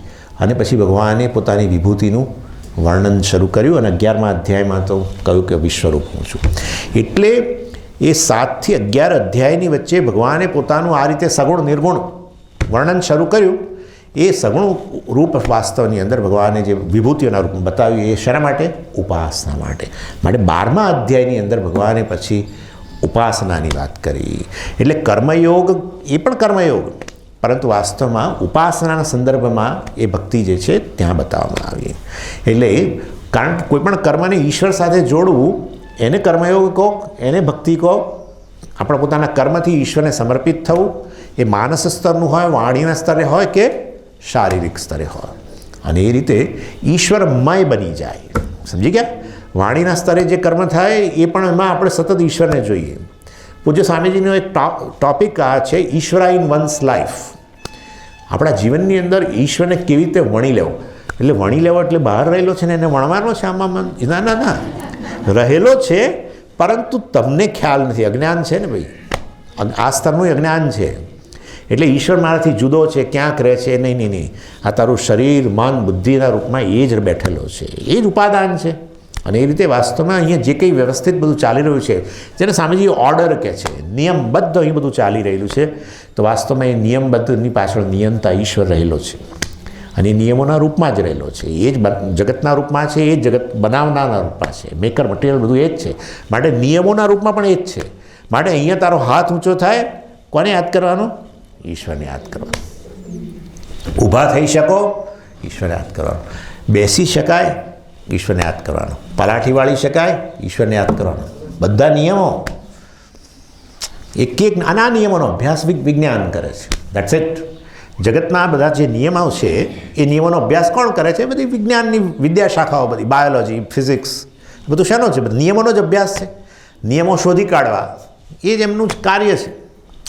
એટલે જે તે વિદ્યાશાખામાં જે આપણે ભણી રહ્યા છીએ ઈશ્વરનો અભ્યાસ, તમે વિચાર કરો ઈશ્વર ક્યાં નથી, હજુ ચિદાનંદની તો વાત આવી જ નથી. ખાલી આપણે નામરૂપના સ્તરે વિચારીએ છીએ. આ બધું નામરૂપના સ્તરે પણ વિચારતા જ આપણને ખબર પડે છે કે મારી ને ઈશ્વર વચ્ચેનું અંતર એ ભૌતિક અંતર છે નહીં, કાળમાં અંતર છે નહીં. મારી અને ઈશ્વર વચ્ચેનું અંતર અજ્ઞાનનું અંતર છે, કેવળ અજ્ઞાનનું અંતર. ઈશ્વર દૂર બેઠો છે. એ શેના જેવું છે? મારા ચશ્મા ક્યાંક પડી ગયેલા છે, ચશ્મા પડી ગયેલા છે. પછી પેલું બાળક આવીને કે સ્વામી અહીંયા જ રહેલી વસ્તુ મને દૂર લાગે છે, ખોવાઈ ગયેલી લાગે છે. શાના કયું અંતર છે? અજ્ઞાનનું અંતર છે. That's it. 3 પ્રકારના અંતર હોય તમે અને અન્ય વસ્તુ વચ્ચે. ભૌતિક અંતર હોઈ શકે. તમે અને અમદાવાદ વચ્ચે અત્યારે અંતર શેમાં છે? ભૌતિક અંતર છે. તમારી અને તમારી રિટાયરમેન્ટ વચ્ચે જે નોકરી કરતા એની વાત છે. તમારા અને તમારા રિટાયરમેન્ટ વચ્ચેનું અંતર કયા રૂપમાં છે? કાળના રૂપમાં છે. હા, એ ભૌતિક અંતર નથી. સ્વામીજી હજુ તો 10 વર્ષ બાકી છે એમ કે. હા, કિન્નરી કેકમાં 4 વર્ષ બાકી, જે કહેતું જે હોય તે, હજુ 4 વર્ષ બાકી છે, 5 વર્ષ બાકી છે, કોઈ કે 10 વર્ષ બાકી છે. એ અંતર છે, કાળનું અંતર. અને ત્રીજું છે આ, મારી ચાવી ક્યાં ગઈ? પેલો માણસ ઘરમાંથી ઓફિસ જવાનું હોય, બૂમા બૂમ કરે. એક તો બેઠો જ રહે ને પેલા જોયા કરે, અને પછી હવે હા ટાઈમ થયો, નાસ્તો આપી દો, નાસ્તો આપી દો. પછી કે ચાવી ક્યાં છે મારી? ચાવી ક્યાં મૂકી દીધી? એ પાસે પેલા માતાજીએ શોધીને આપવાની. તો પછી ઘણીવાર ટોણો મારે, આ તમારી નજર સામે તો પડી છે, દેખાતી નથી? ભગવાને તમને આંખો નથી આપી? સમહાવ ખબર નહીં, પુરુષોને વસ્તુ મળતી નથી જલ્દી. હોય સામે તો પણ એ બૂમો પાડવાની જે ટેવ હોય છે, પ્રીઓક્યુપાઈડ. વાત સાચી છે બેનની. મન આપણું પ્રીઓક્યુપાય હોય છે, એકદમ કોઈ અન્ય જગ્યાએ વ્યસ્ત હોય છે. એનીવે, આ બધું કારણ કે મારે તો ગમે તેમ હજુ કાલ સાંજ પાડવાની છે ને, એટલે મોક્ષ હું નથી. અર્થાત મારે મોક્ષ નથી, મારે મોક્ષની જરૂરિયાત નથી. અને મેં કહ્યું પ્રમાણે શાના માટે એનું ઉદાહરણ મેં શું આપ્યું તમને? મસ્તક પરનું. સારું થયું હું આવી ગયો પાછો, હા, નહીં તો ભૂલ ક્યાં બીજે પહોંચી ગયો હોત. એટલે ભગવાને શું કહ્યું એણે ખબર છે કે જો તું મને મસ્તક ના આપી શકો તો તારી પાસેથી હું બિરુદ છીનવી લઉં. શેનું? સર્વશક્તિમાન. તું તારી જાતને સર્વશક્તિમાન કહું છું, પણ આટલી એક વસ્તુ આપવાની તારામાં ત્રેવડ નથી. હું માગું છે ધડ પર મસ્તક. ભગવાન કે તારી પાસે જે ઓલરેડી હોય એ તને કેવી રીતે આપું? હા, તું જોઈએ તો બીજું આપું, અને પાછળ બેક ટુ બેક આવું મૂકી આપું. એના કારણે તું લોકોમાં ગૂંચવાડો ઉત્પન્ન કરી શકીશ. તું જઈ રહ્યો છું કે આવી રહ્યો છું એ ખબર નહીં પડે. અથવા બાજુમાં આપું. જો બાજુમાં આપે ને તો પછી ઇમ્બેલેન્સ લાગે ને, કારણ કે આ બાજુ આપે તો આમ ઢળતું લાગે. તો પછી મારે તને બીજું નહીં, બીજા 2 આપવા પડે, સિમેટ્રિકલ. એ બધું કરું. અને આ પ્રશ્ન તે કર્યો એ બતાવે છે કે તને ઓલરેડી મસ્તક તો છે, પણ મસ્તકની અંદર કશું નથી લાગતું. એ આપી શકું, એ જરૂર આપી શકું. તત્સવિતુઃ વરેણ્યમ ભર્ગો દેવસ્ય ધીમહિ ધિયો યો ન પ્રચોદયાત. મંત્ર છે. આ મંત્ર ગાવા માટે નથી. લોકો ગાય છે, વૈદિક મંત્રને ગવાય નહીં કોઈ દિવસ. સ્વર સાથેનો મંત્ર લોકો ભજનોમાં ગાય છે ને બધું ન કરવું જોઈએ. આપણા મિત્રોએ બંધ કરી દેવું જોઈએ.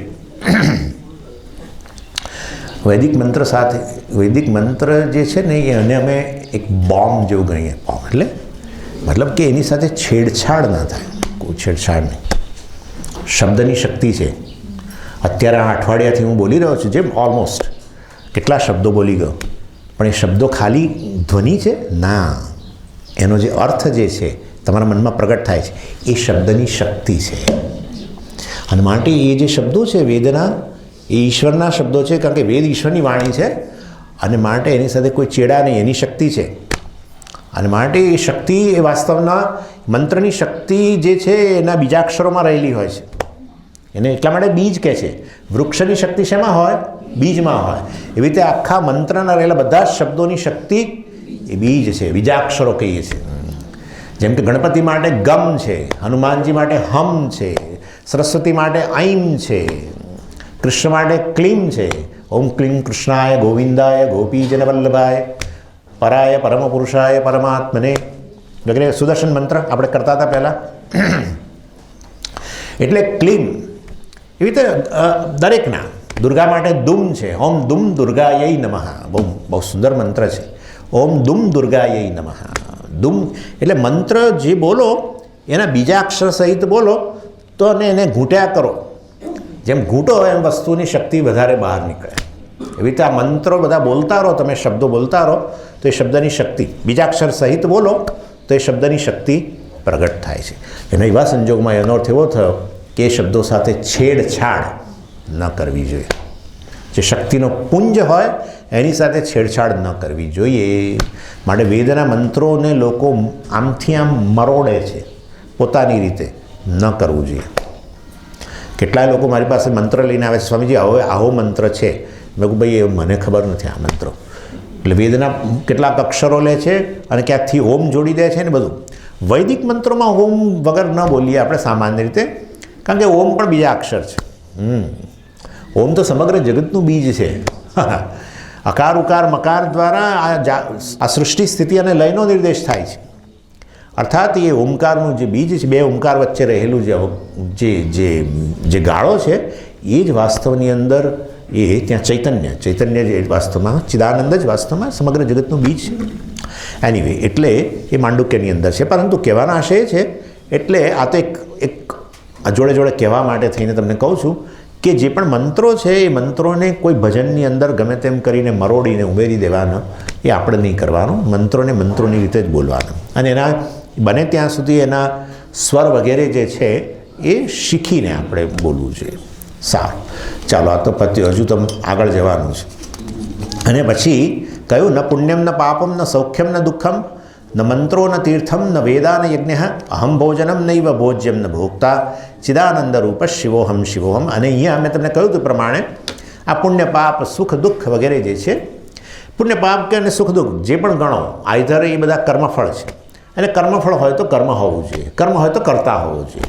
જો કર્મફળનો જ નકાર કરવામાં આવ્યો, પુણ્ય નથી પાપ નથી કર્મફળ નથી તો પછી કર્મ નથી. તો કર્મ નથી કે તો પછી કરતા નથી. કર્મ હોય ને કરતા ના હોય બને નહીં. કરતા હોય ને એ કરતા જે પણ કરે એને કર્મ ન કહેવાય એવું બને નહીં. સમજાય છે હું શું કહું છું? કરતા જે પણ કરે કોઈ પણ આમે કર્યું એને કર્મ જ કહેવાય.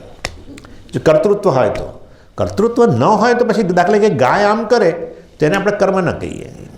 હવે ગાય આપણને પાછળથી પૂંછડી એની મારે ને ઘણી વાર આમ આવું કરતા હોય છે, પૂંછડી લગાવે આપણને તો ગાય પાપ કર્યું. જો એણે સ્વામીને આવું કર્યું અને પાપ લાગે, કશું ના લાગે. એ તો સામે મોડું પેલું ખુલ્લું કરીને આપણી સામે જોતી હોય ઘાસ ખાતી ખાતી, એને કોઈ અંદરથી એવું ગિલ્ટ જેવું ના હોય કે મેં આને લપડાક લગાવી સ્વામી, એવું ના હોય. ગધેડું લાત મારે આપણને, મને મારી વાત કરું તમને નહીં, તો ગધેડું મને લાત મારે તો લોકો ગધેડાને ઠપકો આપવાને બદલે મને ઠપકો આપે કે તમે ગધેડા જેવા છો એમ કે. એની પાછળ ન જવાય, તમને ખબર હોવી જોઈએ. જો તમને ખબર નથી તો પછી તમે ખરેખર છો ડોંકી. સમજો? એટલે જે તે શરીર દ્વારા જે કંઈ ચેષ્ટાઓ થાય છે એ ચેષ્ટાઓ જ રહે જો કર્તૃત્વ ન હોય તો. પરંતુ અહીંયા તો આ બધી વસ્તુનો નિષેધ કરવામાં આવ્યો. તો મનુષ્ય માટે છે ને ચિદાનંદ રૂપ શિવોહમ શિવોહમ બોલવાનું. એટલે અહીંયા કહ્યું તું કરતા નથી. બહુ મોટી વાત થઈ ગઈ. કરતા નથી અર્થાત જે કંઈ કર્મ કરું છું એ કર્મના ફળ બે રૂપે હોય છે, દ્રષ્ટ અને અદૃષ્ટ ફળ. અને દ્રષ્ટ ફળ છે વાસ્તવની અંદર સારું કર્મ, યોગ્ય કર્મ કરવું, નિયત કર્મ જેને કહેવામાં આવે છે, વિધિના અનુરૂપ કર્મ કરવું. વૈદિક રીતે કહો તો વાસ્તવમાં એનું દ્રષ્ટ ફળ એ છે કે તમને સારું લાગે, કારણ કે જે કરવું જોઈએ તમે કર્યું. અને અદૃષ્ટ પુણ્ય વગેરે પણ મળે. અને જો તમે યોગ્ય કર્મ ન કરો, નિષેધ કર્મ જે છે એનું એક તમે કરો તો વાસ્તવની અંદર શું ઉત્પન્ન થાય? અપરાધની લાગણી ઉત્પન્ન થાય, એ દ્રષ્ટ ફળ છે. પાપ ઉત્પન્ન થાય, એ અદૃષ્ટ ફળ છે. આ રીતે વાસ્તવમાં ન પુણ્યમ ન પાપમ આ બધું કરતા માટે છે. ન પુણ્યમ ન પાપમ. અને પુણ્ય પાપ જે છે એ વસ્તુ એનકેશ કયા રૂપમાં થાય? સુખ અને દુઃખના રૂપમાં. એ પણ નહીં. ન મંત્ર ન તીર્થ ન વેદા ન યજ્ઞ. એટલે પરંતુ તમને થાય કે આ બધું ના પાડે છે. જે ના પાડે છે ને એ જ વસ્તુ તમારા જીવનમાં હોવી જોઈએ. કેમ? જો ચિદાનંદ છું એ બોલવું હોય તો. જે ના પાડી છે ને એ વસ્તુ તમારા જીવનમાં હોવી જોઈએ. આ વસ્તુ પહેલાં જોઈએ. 3 લાઈનમાં છે તે 2 લાઈનમાં, અને એ હશે તો 4થી લાઈન બોલાશે. તો અમે તો બોલીએ જ છે, અત્યારે બોલીએ ને, હમણાં બેન બોલવા માટે બોલીશું. સમજ, ચિદાનંદ છું એવું બોલવું હશે તો આ બધું જોઈશે. મંત્ર જોઈશે, તીર્થ જોઈશે, વેદ જોઈશે, યજ્ઞ જોઈશે, અર્થાત વેદમાં રહેલા કર્મો જે છે એનું અનુષ્ઠાન કરીશ. ખાસ કરીને નિયત કર્મો જે છે, નિત્ય કર્મનું અનુષ્ઠાન કરીશ. હવે આજકાલ મને બહુ લોકો મળી રહ્યા છે, અગ્નિહોત્ર કર્મ અમે કરીએ છીએ. અહીંયા જ છે આપણે, અહીં નીચે, અહીંયા એટલે અહીંયા નહીં પરંતુ નીચે. કેટલા બધા લોકોએ મને કહ્યું, સ્વામીજી પણ વાત કરી કે અહીંયા છે કેટલાક લોકો એ અગ્નિહોત્ર કર્મ કરે છે. ખુદ સ્વામીજી કરે છે, બાય ધ વે, એ તો પૂછતા નહીં જઈને, પણ સ્વામીજી અગ્નિહોત્ર કર્મ કરે છે. બહુ મોટી વસ્તુ કહેવાય. અગ્નિહોત્ર કર્મ કરનાર એવું વચ્ચે સર્વે આવ્યો હતો કે આખા ભારતમાંથી અગ્નિહોત્ર કર્મ એટલે નિત્ય કર્મ ગૃહસ્થોનું, એમાં કશું નથી હોતું. એક નાની વેદીની અંદર થોડીક આહુતિ હોય છે, બસ 1 કે 2 તમારે લાકડી મૂકીને જે પ્રગટે એની અંદર 2 કે 3 આહુતિ આપવાની હોય છે. પરંતુ એ કર્મ નિત્ય કર્મ સ્વામીજી કે હું તો છોડતો જ નથી. સવારે તમે જાઓ ને એ બાજુ સ્વામીજીના રૂમ તરફ તો એ કરતાં તમને જોવા મળે, સાંજે કરે છે. એટલે આ કર્મ કરવું, નિત્ય કર્મ કેમ કરો છો સ્વામીજી? બસ કરવું જોઈએ માટે કરું છું. સમજી ગયા? હા, કરવું જોઈએ માટે કરું છું. માટે વૈદિક કર્મને ધર્મ કહેવામાં આવે છે. ગઈકાલે ધર્મની મેં વ્યાખ્યા કરી હતી. જે કરવું જોઈએ એ કરવું ધર્મ. વૈદિક ધર્મની 108 વ્યાખ્યા છે, એમાંની એક વ્યાખ્યા છે આ વૈદિક કર્મ કરવું. જે વેદે કહ્યું કે આ કરવું જોઈએ, તારે તું ગૃહસ્થ છું, આ કરવું જોઈએ તું કરો. બસ. સંન્યાસીએ પ્રણવ જપ કરવો જોઈએ, કરો. બ્રહ્મચારીએ સંધ્યાવંદન કરવું જોઈએ, કરો. ગૃહસ્થને હોય છે સંધ્યાવંદન, પણ તું બ્રહ્મચારીને ખાલી સંધ્યાવંદન કરો. દાદાએ કંઈક ત્રિકાળ સંધ્યા લોકોને કરતા હતા, એ જાણે જુદું હતું. આવું અહીંયા વૈદિક સંધ્યાની વાત કરું છું. આ રીતે એની એટલે ન મંત્ર ન તીર્થ ન વેદા ન યજ્ઞ, આ ત્યારે જ કહી શકાય જ્યારે હું ચિદાનંદ છું જાણી ત્યારે. આવું નથી જાણતો, ન જો મને આવી ક્ષમતા નથી તો એ બધું કરવાનું. તીર્થયાત્રા કરો, કુંભમાં જાઓ, યજ્ઞ કરો, અને મંત્રપાઠ વગેરે પણ કરો, પૂજા યજ્ઞ વગેરે પણ કરો. અહમ ભોજનમ નૈવ ભોજ્યમ ન ભોગતા.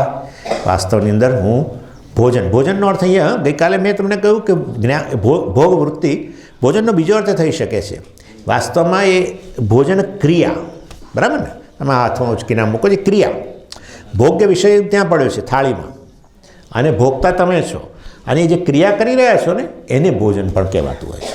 હા, ભોજન ક્રિયા, ભોજન કર્મ, એક્ટ ઓફ ઇટિંગ, એ પણ એને પણ ભોજન કહેવાય. એટલે આ રીતે વાસ્તવની અંદર આ ત્રણેય હું જ છું. બધા જ ભોગતાઓના રૂપમાં હું જ રહેલો છું. જો આ સર્વાત્મ ભાવ એને કહેવાય. બધા ભોગતાઓના રૂપમાં હું જ છું. હું વાસ્તવમાં ભોગતા નથી. હું કોણ છું? ચિદાનંદ છું. અને મારી દ્રષ્ટિએ હું ચિદાનંદ છું. પ્રત્યેક ભોગતાની અંદર અણુમાં હાજર છું. સચ્ચિત અસ્થિભાતિ અણુમાં હાજર. સર્વ ભોગતાઓને અંદર પૂરેપૂરો વ્યાપેલો. જેવી રીતે તરંગની અંદર પૂરેપૂરું જેમ જળ વ્યાપેલું છે, એવી રીતે પ્રત્યેક ભોગતામાં હું વ્યાપેલો છું. હા, હું ચિદાનંદ બધામાં જ વ્યાપ્ત છું, પરંતુ વાસ્તવમાં ચિદાનંદ રૂપે જ છું. જળ ક્યારેય ન કે હું તરંગ છું. જળ એમ જ કે હું તો જળ જ છું. મારે માટે કોઈ તરંગ નામની વસ્તુ નથી.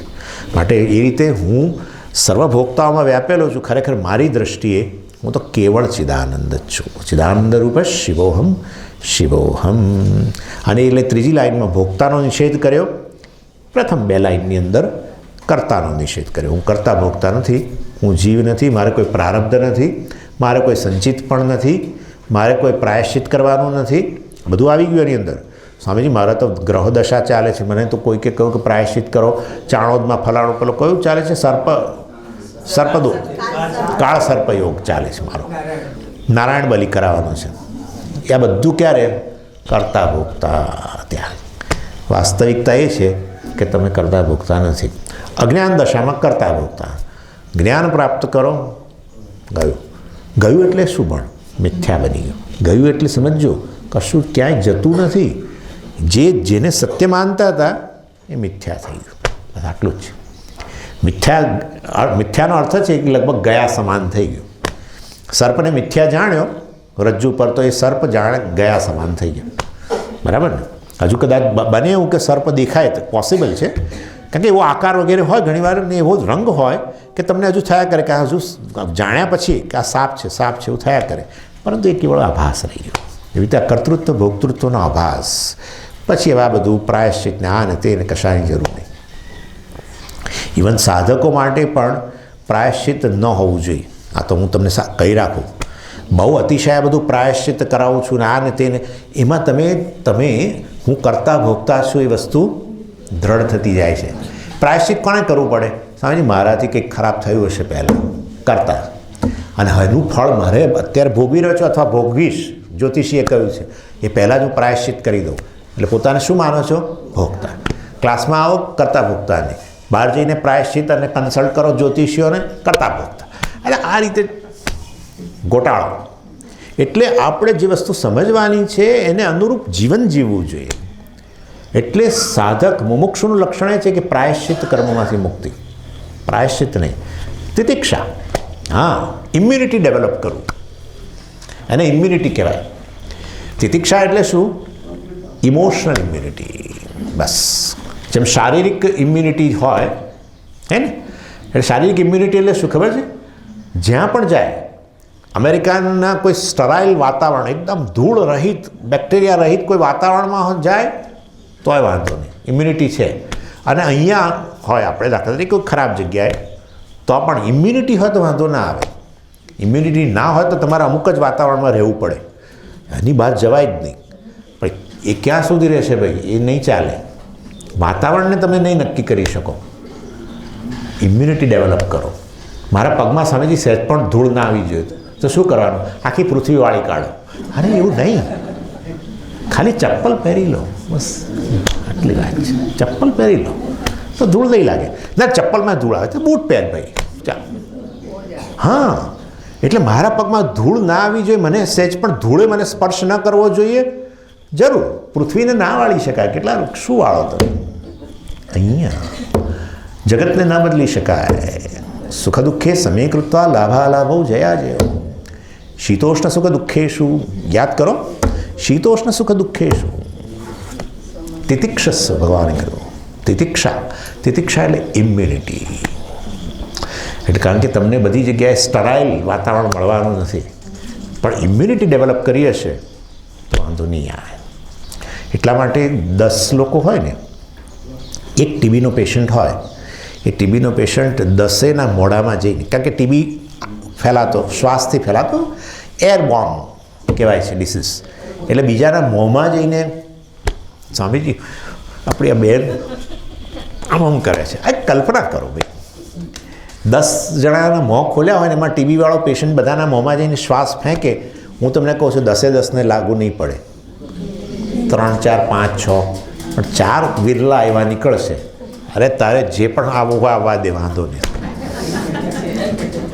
ઇમ્યુનિટી જેવી ફિઝિકલ ઇમ્યુનિટી એવી જ ઇમોશનલ ઇમ્યુનિટી. એના માટે 2 પ્રેયર, બીજું કર્મયોગ. બસ એક જ વસ્તુ છે. ઇમોશનલ મેચ્યોરિટી માટે 2 જ વસ્તુ છે. એક છે પ્રાર્થના, બીજું છે કર્મયોગ. ઓમ પૂર્ણમદ પૂર્ણમિદં પૂર્ણાત પૂર્ણમુદચ્યતે પૂર્ણસ્ય પૂર્ણમાદાય પૂર્ણમેવાવશિષ્યતે. ઓમ શાંતિ શાંતિ શાંતિ. હરિ ઓમ શ્રી ગુરુભ્યો નમઃ. હરિ ઓમ.